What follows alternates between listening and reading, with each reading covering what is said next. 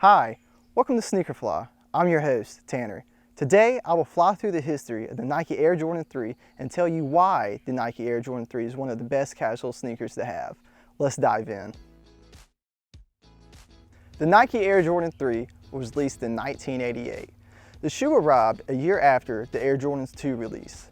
In the year before the Jordans 3 release, Nike lost the designer of the first two Jordan silhouettes, Peter Moore. With the departure of Peter Moore, Nike also had to worry about their initial contract with Michael Jordan, which was coming up for renewal at the time. But luckily for Nike, they had a new, young designer, Tinker Hatfield.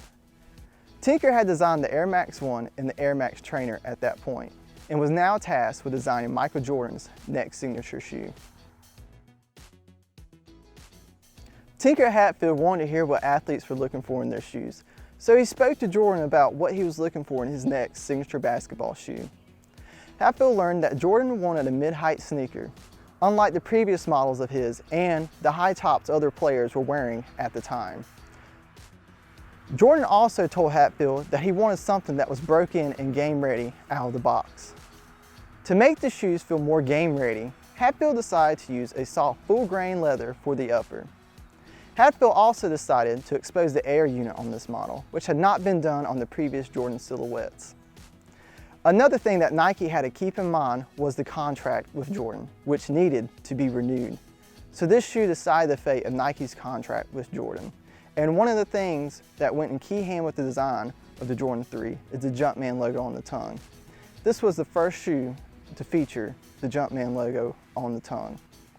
When Nike met Jordan to present the new shoe, Jordan was initially uninterested until Hatfield reminded Jordan of his demands in a shoe.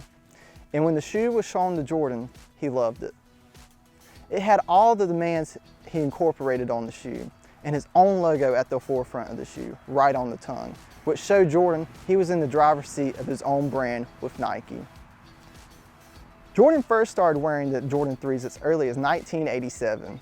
But most fans will recall seeing the shoe for the first time during the 1988 NBA All-Star Weekend, in which Jordan sported the black cement pair and the white cement pair of Jordan 3s. When promoting the shoe, Nike featured Mars Blackmon, who was played by Spike Lee in commercials, which were highly influential and created catchphrases about Jordan, such as, "It's gotta be the shoes." And after 30 years since the Jordan 3's release, it's gotta be the shoes. The shoes have definitely defined a legacy between the Jordan brand and Nike. The Jordan 3 was the first Jordan shoe that was designed by Tinker Hatfield, who would later go on and design many of Jordan's signature silhouettes later on. The Jordan 3 was also the first sneaker that Jordan earned his first MVP and won Defensive Player of the Year for 1987 and the 1988 season. The Jordan 3 is my favorite silhouette. It's my favorite because of the legacy and the design of the shoe. The Jordan 3, in my opinion, is the most comfortable out of the Jordans that released during the 1980s. I like how Tinker incorporated Jordan's demands in the shoe, because without Jordan's demands, we may have not gotten another silhouette from Nike. My favorite colorways of the Jordan 3 are the black cement and the white cement pair. These were the original colorways that were out when the shoes originally released in 1988. But did you know Nike actually released the Jordan 3s as originally designed by Tinker Hatfield? The Jordan 3 Tinkers were released in 2018. This pair is different from the original pair by adding a Nike swoosh to the side of the shoe and Nike branding on the inside of the shoe. The pair of Tinkers that I have are in the Air Max 1 colorway, which is a callback to Tinker Hatfield's work before the Jordan 1 on the Air Max 1. Another feature that is present on the Tinker pair is Tinker's signature, which is on the back side of the tongue.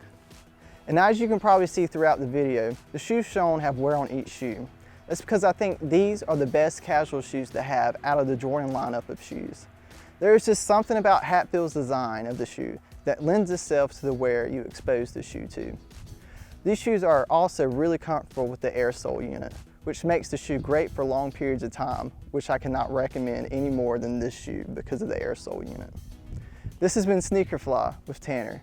I hope you enjoyed today's episode and keep an eye out for more Sneakerflies. Thank you for watching.